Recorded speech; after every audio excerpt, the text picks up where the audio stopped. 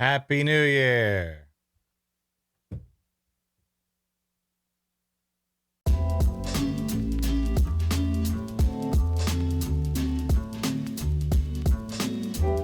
What's up, everybody, and welcome back to Sounds Good Makes Sense, a discussion show for... We'll come back to that. My name is Devilor, and today I want to take a look back over 2024, how things went on the channel, how things have been going in terms of Sounds Good Makes Sense itself, and the show and the content that I've been producing here on YouTube, as well as a look forward to 2025 and some things I've got in mind for the future. So I've been doing Sounds Good Makes Sense for a little over a year again now. We just had our 1 year anniversary of the show back in November, which I completely spaced on and forgot to do anything special about. Oops, but there it is. But anyway, we've been having this show going on for a little over a year now. And in that amount of time, I've done a lot of like various experimentations with different, show formats, different shows themselves, different scheduling and so on, and just some sort of behind the scenes experimentation with how I'm actually putting the show together in terms of scripting and notes and so on in advance. And sort of just trying to find my stride again in terms of what sort of content do I find the most comfortable and natural to produce, and what sort of content do you, the audience, then enjoy experiencing after I've actually put it out. And even in the midst of all of that experimentation and changing things around and occasionally missing a week or two here and there, the channel has still been steadily growing. It's the numbers are we still have ups and downs on the channel. Obviously, that's still just going to happen, but the lows are not as low as they were at the start of 2024. So we have been seeing pretty general steady growth throughout the year of 2024. So that to me means that we are starting to find our stride. We're starting to get to the point where the content that I'm producing and the stuff that I'm putting out is actually, it's working, and it's the sort of thing that you as the viewer are interested in coming back around for. And I think the format we have going right now is working pretty well for the most part. We've slimmed down to one show per week. We were experimenting for a little while with multiple shows per week when we were doing In Search of Answers for a while. And I think there is still room in the future for a second weekly episode. We just need the channel to grow a bit more so that it can be something that I can just sit down and be like, okay, there's so many questions that came in. Let's pick out a handful of them, and we'll answer those in this separate episode, as opposed to where we are now, where, yes, I will typically answer questions at the end of an episode of Sounds Good Makes Sense, but there are weeks where there just isn't that much that people want to ask about, and that's fine. That just happens. So for now, at the very least, I think settling on one show per week, again, excepting for situations where I just have to miss a week for whatever reason. I think for now, settling down on one show per week it's working pretty well, and it seems to fit fairly comfortably into everything else that I've got going on, and in terms of like weekly content releases for you all, in terms of other things that you may be watching. I also, now that I've been doing this for a little bit over a year again, I've had the ability to go back and look through prior episodes and prior just sort of topics and types of content that I've been hitting, and see what's been working and what hasn't been. And in general, there's some outliers in either direction, but in general, it seems like the episodes where I'm getting into something more discussion focused, more analytical focused, more philosophical focused, the episodes where I can sit and really just engage the brain meats about something for a while and come up with some opinions, come up with some alternative viewpoints, and come up with different ways of thinking about something. Those seem to be the episodes that are doing the best. Those seem to be the ones that you all are enjoying the most. And I do want to caveat at this point in the episode, like all of my episodes, but especially for this one, feedback is super, super valuable here. I would love to know if anything that I'm spewing out of my brain right now is resonating with you and you're like, yeah, absolutely, I'd rather hear you thinking about stuff. Or if you're like, man, I don't care about your opinions, I just want to know what's happening in WoW or whatever. Like, I don't know, just any bits of feedback will be super, super valuable, because I'm doing a lot of thinking right now. And I'm going to get into some of it here in a second of how to approach things going forward. So just little tangent aside for that, please do continue to provide me with any feedback that you have on the content that I'm producing, because ultimately I want to make sure that I'm producing content that you want to then observe. Like that's the whole point. I make a show, and it needs to be a show that you guys want to watch or listen to. So if the show that I am making is not that, I would like to know about it. But anyway, getting back to the topic at hand. one of the big things that I've noticed looking back over the past year is that the content that I make that's just basically like, here is an update on some news, or here is this WoW update came out and here's what's in it. Like the general list of here's a bunch of stuff that you should know here. I'm going to present a list of facts, and that's basically the whole episode. Those don't do as well as the shows and the episodes where I can really dig into something, where I can sit and think and analyze something and present some sort of either solution to a problem or explain a problem more thoroughly, so that maybe like if there's something ongoing in the WoW community or elsewhere that you're just like, man, this seems so obvious to me, then maybe I can sit down and say, okay, here's why it's not as obvious, stuff like that. Things like the Mythic Plus Timers episode that we did now 2 weeks ago at this point, where I hopefully was at least able to explain a little bit like why some people think that they should be removed and some people think that they shouldn't, and so on. Explain the differences of opinion there, so that maybe you can look at that from a slightly different angle and understand different viewpoints. Anyway, I'm getting off topic again. Those sorts of episodes where I'm able to sit down and really think about an issue and present the analytical approach to it and the philosophical approach to it, and really dig into creating a discussion around it. Those are the episodes that tend to do better than me just sitting here listing off a bunch of stuff that is happening in World of Warcraft. And I think there's a few reasons for that. A big one is that there's just generally a lot of better places to get your up to the minute WoW news. Like if you're sitting around waiting on a week by week basis every Tuesday when I normally release Sounds Good Makes Sense, if you're just sitting and waiting until every Tuesday to find out what's going on in WoW, you're probably missing a lot of things. There's a lot of stuff that I just don't cover anyway, because it's like a 30 to 60 minute episode. I'm not going to cover literally everything that happens in a patch on a patch week, because that's not what I'm doing here. So in terms of like just finding your news, you're probably going somewhere else for that, which means that then when you get around to my video that's just going over the stuff that you already know, that's less interesting. It's also like, it's just better when I have something to add to the discussion. Like there have been cases of news coming out where I'm like, okay, this is actually something interesting to talk about here. Like the $90 mount that came out a while back. Yes, there was news that there was a $90 mount, but then the episode about that was analyzing like, okay, what's going on with this thing? How does that compare to the previous Brutosaur mounts and so on? Similarly, one of the better episodes that I released, and I'll talk about this more in a second, is or one of the more successful, I should say, higher viewership numbers that I released, was talking about War Within Early Access. And that was at like the week that War Within Early Access was a thing. So that was looking at the actual effects of it and explaining a lot more what was going on. Yes, it was technically news, but it was much more analyzing the news event that occurred than it was just rattling off what has occurred, so that like I'm here presenting some facts.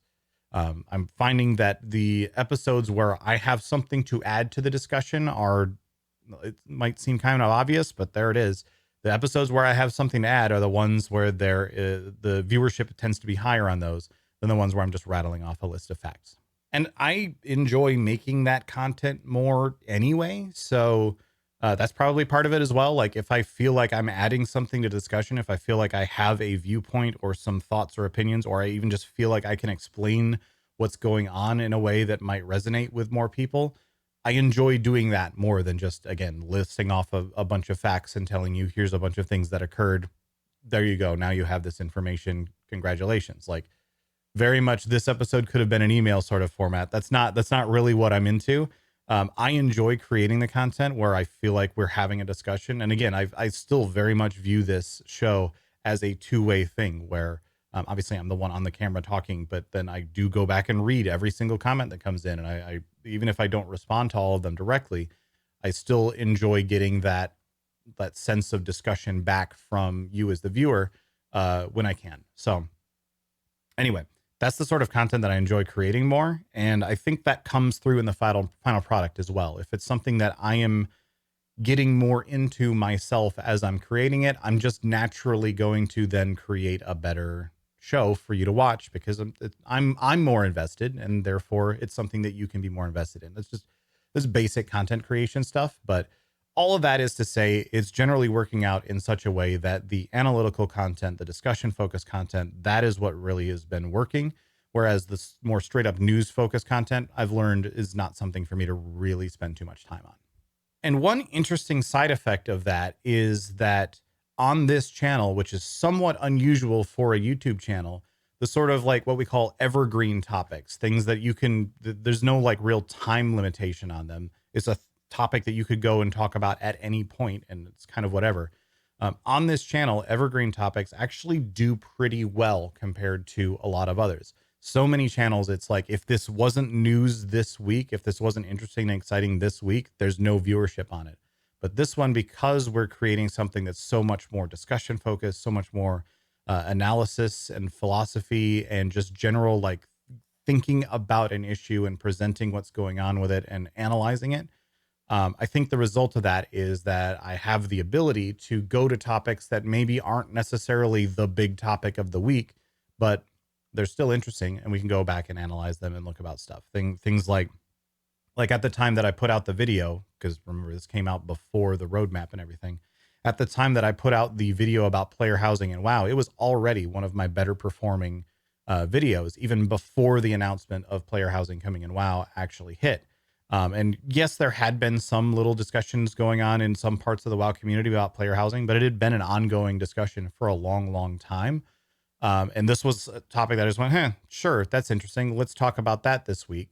And that did fairly well. That's the sort of thing that a lot of channels would not necessarily be able to enjoy as much, because, again, this channel is so much more focused on the discussion and the analysis nature of things, that whether or not it's a new topic isn't as important here, which is great. I love that because it means that it opens up a lot more possibilities for topics for me to actually get into and discuss and analyze. Now, the other type of content that's done well when I can create it is guide content here on the channel. My most watched video of 2024 was the how to not wipe in Nomergon video, where I went through and I explained each fight in a very, very simplistic fashion, like skipping mechanics if they weren't relevant to talk about, and just really distilled it down to here is the simple facts that you need to not wipe your group in each of these fights. The tough thing about making guide content for me is that I need to, like, there's actually a significant time investment that goes into creating those, not just in terms of actually creating the video, but in like keeping my character progressed enough, keeping up to speed enough on everything else that's going on, making sure that the thoughts and the ideas and what I'm presenting is actually relevant, and like making sure it's actually a good guide. Like making a good guide, it takes a lot more time investment than just putting a guide together, essentially. And while that was something that I was able to do for parts of Season of Discovery, I'm not rating at all at the moment. I haven't kept up with Season of Discovery. And even then, like going from season 2 to season 3, or sorry, phase 2 to phase 3 in Season of Discovery, we hit kind of a wall in Sunken Temple, and I tried to put out a similar video for Sunken Temple, and we were not able to clear Sunken Temple in a time frame where that video would have still been valuable. So that's kind of the big issue surrounding guides. If I were to invest a lot more of my personal time or the rest of my content time into doing the stuff that is necessary to have that basis to even be able to make those guides in the first place, then yes, I could be putting out a lot more guides. But that is a significant time investment that would take away from a lot of the other stuff that I'm doing. And that's not something that I have the regular ability to do at the moment. So I would like to be producing more guides. I think that they are the sort of content that people like to see here on the channel. Just sort of explaining a little bit more why I haven't been doing it as much, because there's just a lot of extra time that goes in surrounding that to be able to put together the guide in the first place. So what that all means is that 2025 for this channel is going to be the year of trying to hone in on what's working and really, really solidify that, really like just hone in on it. I don't know what other terms to use.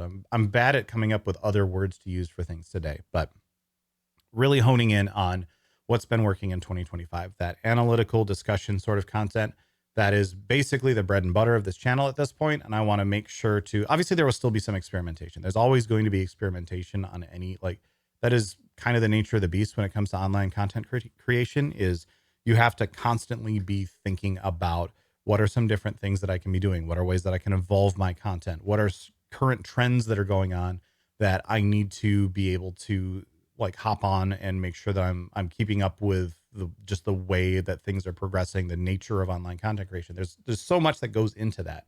So there will still be a lot of experimentation on the channel, but I think one of my big focuses for 2025 is going to be take this part of this channel, this aspect of this channel, this discussion and analytical focus content, and make it the best that it can be for the amount of time that I'm able to invest into it. Now, the inherent challenge for a channel that is primarily focused on analytical and discussion based content is having something on a weekly basis to analyze and or discuss. Like having that topic on every week is genuinely the biggest struggle for a channel like this. And yeah, sometimes those topics are obvious. Like the week where The War Within was hitting early access, that was a good week to analyze whether or not early access was a good thing for The War Within or not. That's perfect. That fit really well. When Plunderstorm comes up soon, we're gonna do an episode about Plunderstorm and what's going on with any of the changes that they've made with it, analyzing what was good, what was bad, how, like, why were they making these changes and what has affected as a result of that. Like, we're going to do an episode about Plunderstorm when that hits. Those are easy answers. The question is, what do I do in those weeks where there isn't something going on? And like I said, evergreen topics tend to do pretty well on this channel. So I can definitely go and hit some topics that maybe aren't something that is currently top of mind. But that's kind of then inherently the issue with finding evergreen topics, is that they're not currently top of mind. There's something that I have to remember, like, oh yeah, let's talk about why shoulders are so big in World of Warcraft or whatever. Like there's so many, those topics exist and they're out there. I just have to think of them. And so sometimes that's a little bit of a struggle because remembering things is not exactly one of my strongest suits. And this is also why I always say, like, your suggestions, your thoughts, your questions, etc., any comments that you can leave, anything that's like, hey, I'd like to hear you talk about this sometime.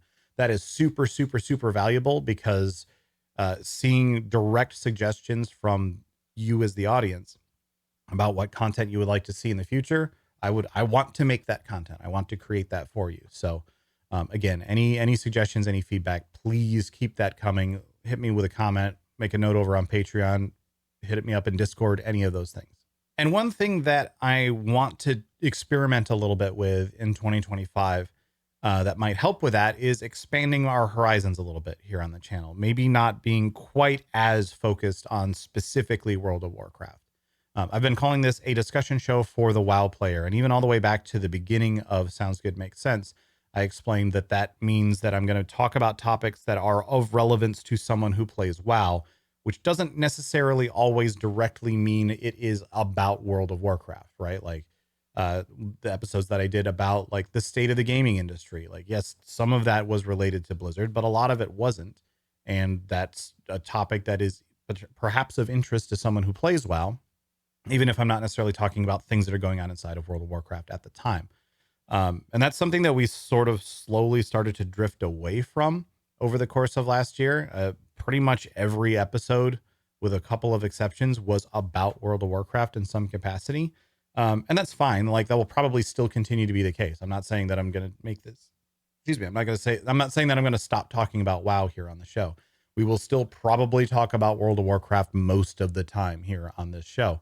I just think it would be helpful and relevant and perhaps interesting to you, more interesting, I should say, to you as a viewer, if I let myself meander away from World of Warcraft somewhat more often. Not necessarily all the time, but sometimes.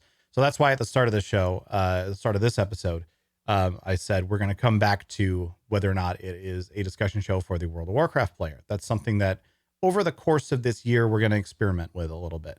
We will see if, like, should this remain a specifically WoW focused show that only talks about stuff that is of relevance to the World of Warcraft player?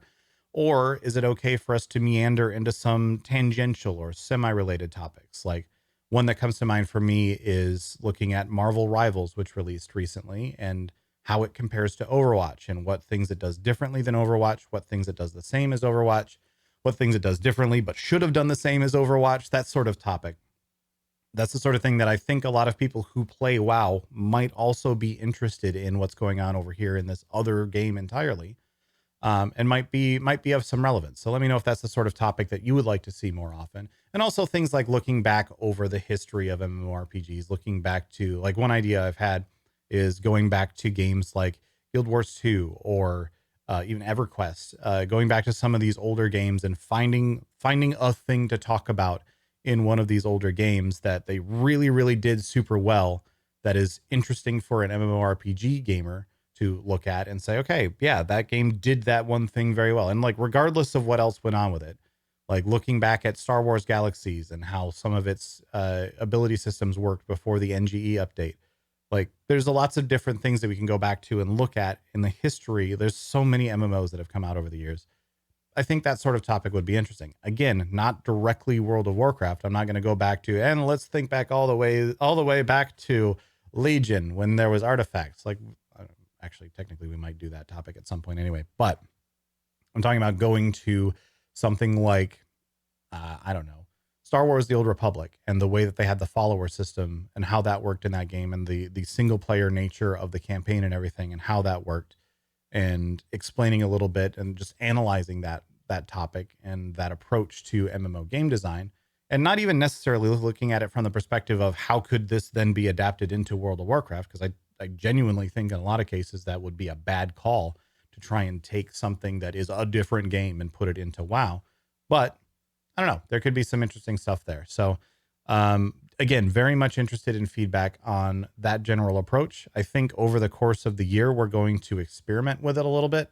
And as we hit those episodes where we're talking about something that doesn't necessarily directly relate to World of Warcraft, let me know if it's something that is still of relevance to you, or if you're like, yeah, no, I kind of don't care. Let me know. I could really use your feedback. I know a lot of people watching this show are WoW players, and you're here because you want to hear my thoughts on World of Warcraft and what's going on in the game. And again, that's not changing. If there's something important to talk about in World of Warcraft, we're going to talk about it here on the show. If they come out with a $200, I don't know, loot dropping mount that gives you golden hair, I don't know what I'm even saying right now. If they come out with some sort of crazy thing in World of Warcraft, we're going to talk about the crazy thing here on the show. That's just going to happen. That's just who I am as a person. Like, as someone who I don't play as much WoW as I used to these days, but it's still very much core to my existence as a human. So it's something that when WoW is doing interesting and weird things, I want to talk about the interesting and weird things that WoW is doing. So we're going to keep doing that regardless. But as we veer into these other topics, let me know if it's something that resonates with you or not. I know that there are a lot of people who watch this show who don't even play World of Warcraft. And you're just here for the discussion and the thought process and everything. So again, I want to know what you guys think as well.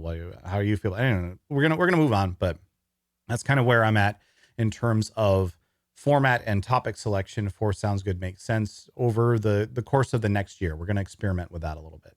And there is some potential for guide content to still come out, because again, I know that content tends to be very successful here on the channel. It's really just that question of, is there something that I can make a guide about that I have the ability to do so?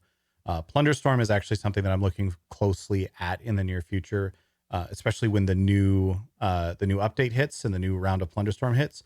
There is a strong possibility that we have a Plunderstorm guide, or even just a collection of tips and tricks that would come out as a separate video. That would not be an episode of Sounds Good Makes Sense. Probably it might be a separate video. I don't know. We'll see. It's going to depend a lot on the nature of what that video would even be, which I won't know until I've had a chance to get my hands on the new Plunderstorm thing entirely. So anyway, there was another rest of that thought there, and it evaporated and is gone. So I apologize for that.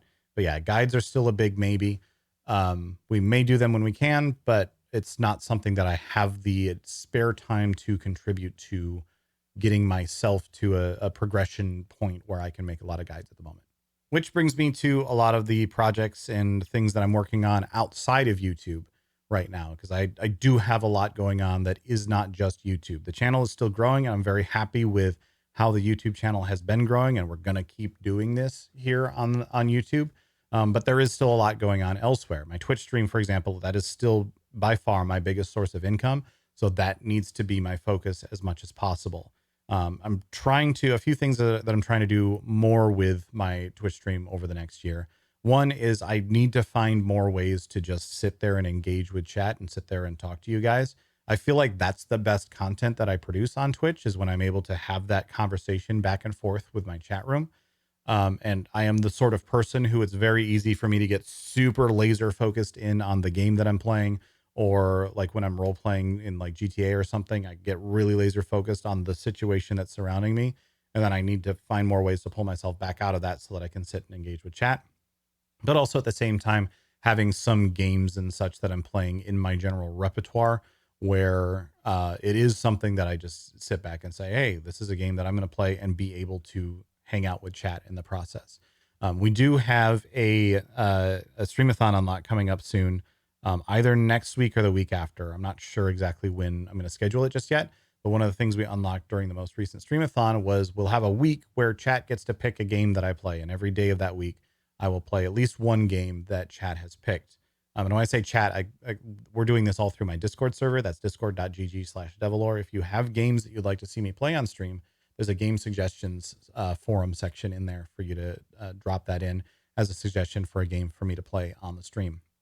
And we'll be going through that forum as I select games to play during this upcoming week. But anyway, that's the sort of thing that I want to start doing more on Twitch, is having more sorts of gameplay where I can sit and just hang out with you guys and create that sort of discussion period that's going on, as opposed to just being super laser focused on whatever's going on in the video game. We've been doing more cooking segments as well. I've actually been really enjoying, and it seems like viewers have been really enjoying. I'll like literally in the middle of my stream, I'll be like, all right, I'm hungry, it's time for dinner. And I have a setup now in my kitchen where I'm able to go down and just cook my dinner just as part of the stream. So I've been doing that more over there. That's been going super well. I've been really enjoying it. So we're going to keep doing that. Plus I like cooking, but I also like streaming. So being able to do both, that's great. And as far as streamathons go, I'm thinking about some changes to the streamathon format. It's, as much as it's really cool to have like 70-day long streamathons that just go on for ages and ages, months at a time, essentially. And as much as it's cool to be able to say that, yeah, I did that, it is really difficult for me to put apart that amount of time to just like basically every day be streaming for that length of time. There's a lot of like general life stuff that has to get put away for that to happen. So I'm thinking about trying to adjust things to where the streamathons are shorter, but more often.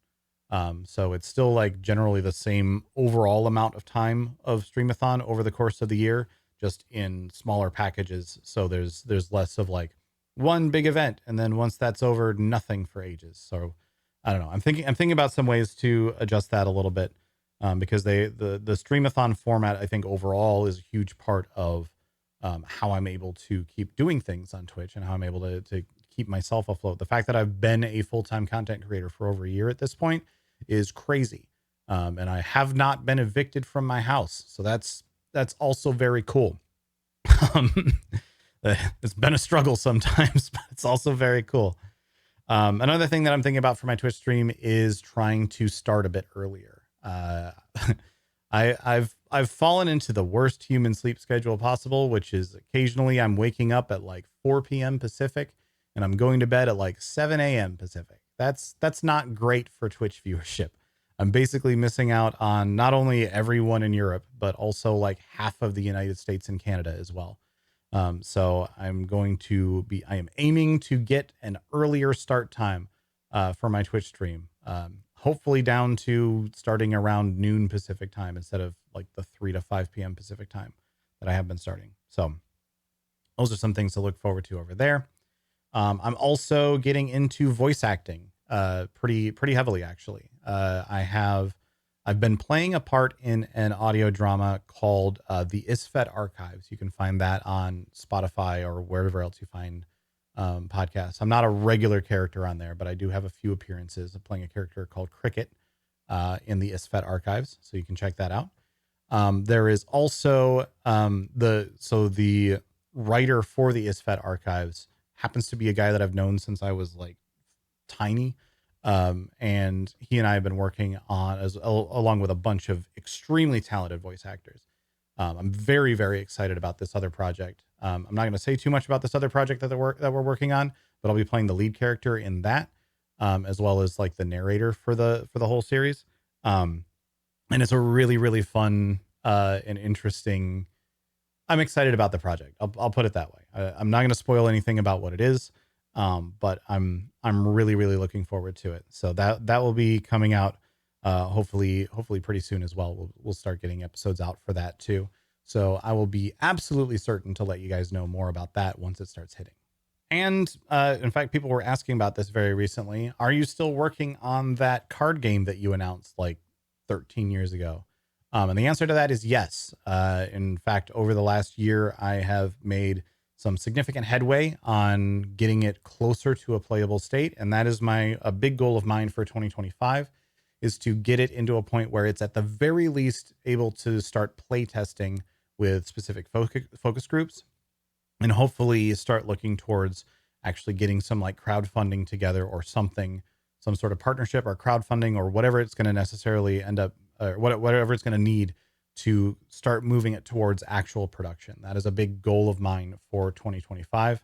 I'm kind of keeping, because it's been so long that I've been working on this thing anyway. I'm like, the realistic goal is getting it to a play testable state within this year, with that sort of stretch goal of, man, wouldn't it be great if I also got to the point where I was able to start shopping this around a little bit, considering like things like Kickstarters and so on, to actually get the funding together to put this to production. I'm really hoping to make some significant headway on that throughout this year, which again will affect a lot of the other content that I'm producing, because it does take time of me just sitting there at my laptop working on this thing to be able to put all of this together. But that's something that I'm very, very excited to do. And I think that the idea that I have for this game and the way that it's starting to take shape is, there's a lot of promise to it. I think I'm onto something with this thing.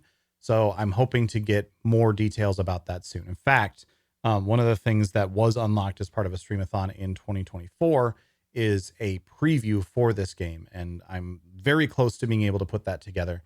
And that will be a preview that shows off basically the gist of how the game functions, as well as one of the playable classes in the game, because there are classes in this card game. One of the playable classes, which is called the Gambler. So we will have at some point, once I can get that together, I will have a little presentation that will almost certainly go here on YouTube. Maybe I'll make a big premiere or something out of it. I don't know. We'll see how it comes together. But I will have some more details on that game very, very soon, because I'm very excited about what I am starting to get together with this thing. Anyway, I am going to go ahead and wrap this episode up here, because I can feel my voice is starting to quit out on me, which is weird. I'm hoping I'm not sick or something.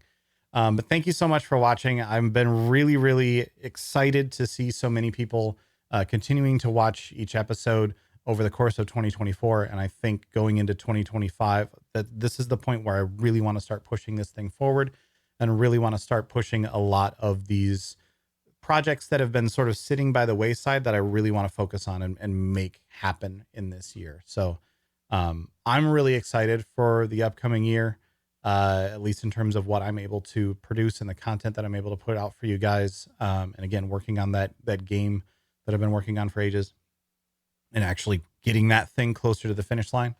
I think we have some exciting stuff coming up, and I hope you guys are excited for it as well. Keep an eye out here. I will continue to keep things up to date here on YouTube. I'm basically cross-posting to most social media platforms at this point. My primary one that I've been using these days is Blue Sky. You can find me at Devilor over there. Well, devilor.bsky.social, whatever it is. I might change that to devilor.com, but I actually don't know if that's a good idea or not with how things tend to work on Blue. Anyway, it doesn't matter. I'm also still cross-posting to Twitter, and I've been cross-posting to Threads as well. I'm Devilor on both of those. So keep an eye out on things over there. That's where a lot of those announcements happen. And also just generally Discord has been a big source of announcements for me, or a big place for me to be putting stuff out more recently. That's discord.gg/Devilor. Thank you so much to all of my patrons. I hope you enjoyed this episode as well, even though, like, for patrons, there was a version of this episode last week that had a bunch more information in it as well. So if you are a patron and you missed last week's thing that I put that was a Patreon exclusive, please go check that out as well. There's a bunch more info on just how things have been going and a lot more of my personal life updates that were in that video as well. But thank you so much to my patrons. If you're not a patron already, please do check it out. That's patreon.com/Devilore. Turns out branding is important. So if you need to find me somewhere, it's probably Devilore. That's just how it is. But patreon.com/Devilore, you can head over there. Patrons do get a bunch of cool perks. There are some other new perks that I want to try and figure out how to incorporate, but I don't want to say anything on what those are just yet, just in case I can't pull them together. I don't want to get anyone's hopes up. But yeah, we have Patreon. That's a place where things are. And I really needed to get a lot more caffeine in me before I started recording today. But here we are. You see the sun is out. Well, it's kind of gone down since I started recording this. I'm going to stop talking now. Thank you all so much once again. And I'll see you next time.